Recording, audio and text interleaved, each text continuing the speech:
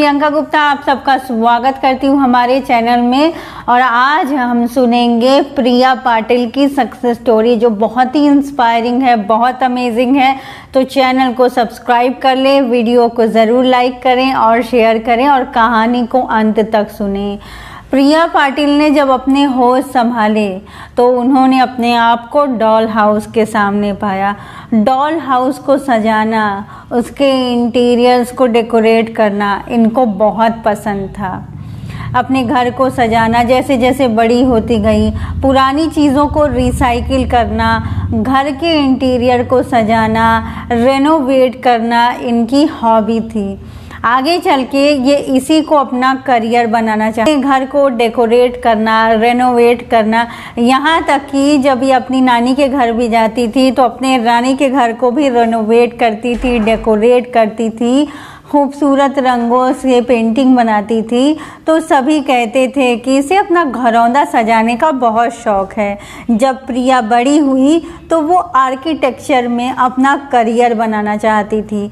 इन्होंने पुणे की ही एक फेमस इंस्टीट्यूट से आर्किटेक्चर में बैचलर्स की डिग्री हासिल की, फिर उन्होंने मास्टर्स की डिग्री हासिल की। ये बचपन से ही एक अमेजिंग मैनिफेस्टर थी, तो इन्हें खुद के ऊपर भरोसा था। आर्किटेक्चर की डिग्री हासिल करने के बाद इन्होंने अपने ही घर में अपना एक ऑफिस बनाया। एक रूम जो खाली था उसको रेनोवेट किया, डेकोरेट किया, एक ऑफिस बनाया।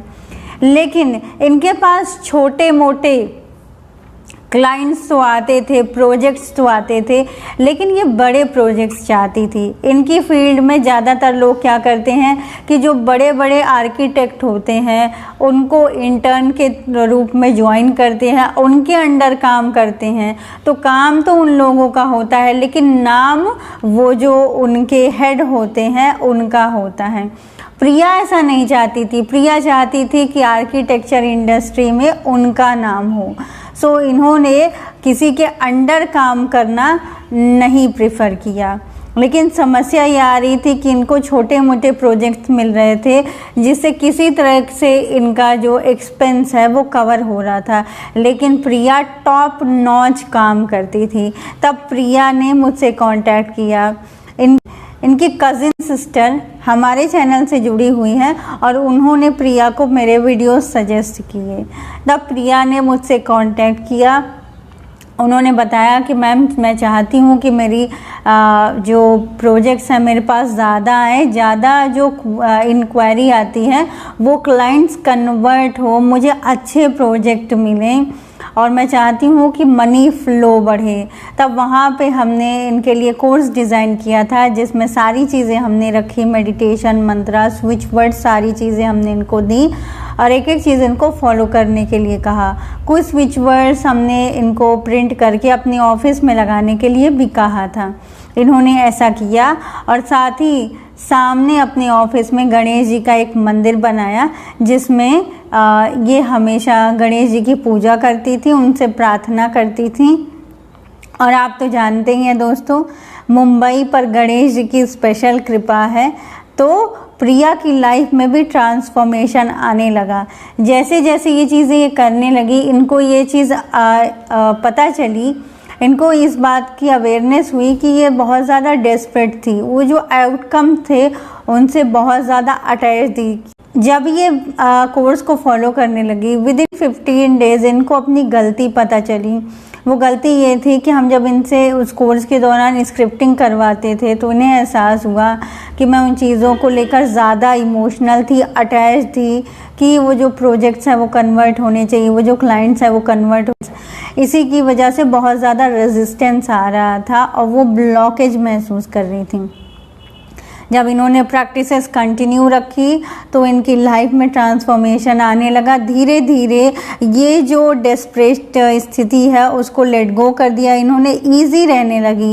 ये जब इनके पास खाली टाइम होता था तो कई सारे प्रोजेक्ट्स के स्केच ड्रॉ करने लगी। और कुछ ही दिनों में एक रिश्तेदार इनके थे, उनके एक दोस्त ने जो कि एक बिल्डर थे, इनको एक प्रोजेक्ट के लिए हायर कर लिया। बहुत ही अमेजिंग एक्सपीरियंस था। प्रिया बताती हैं कि मैंने उन बिल्डर की बिल्डिंग को बहुत अच्छे से वो डिज़ाइन किया और वो मेरे काम से बहुत ज़्यादा खुश हुए। उन्हीं के थ्रू मुझे 3-4 काम और मिले। इसके अलावा जहाँ ये रहती थी वहाँ लोग उनको अपने घरों को डिज़ाइन करने के लिए, उसके प्रोजेक्ट्स बनवाने के लिए इनको पेमेंट करने लगे।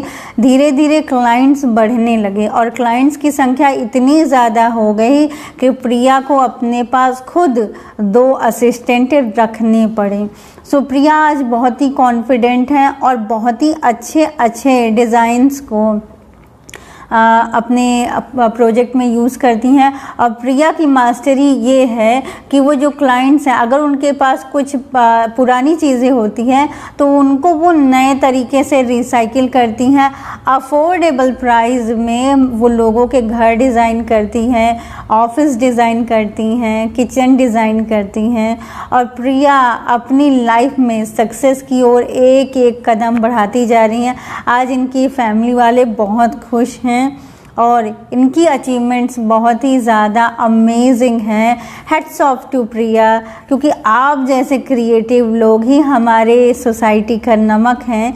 और ये सक्सेस स्टोरी हमें इस बात को दिखाती है, समझाती है कि अगर आप खुद पर विश्वास करती हैं, अपने ब्लॉकेजेस को रिमूव करते हैं, सिस्टमेटिक तरीके से अपने ऊपर काम करते हैं, अपनी एनर्जी पर काम करते हैं, तो आपकी कॉन्शियसनेस ही आपके जीवन का निर्माण करती है और आप जो चाहें वो हासिल कर सकते हैं। सो आज के वीडियो में इतना ही। नमस्ते।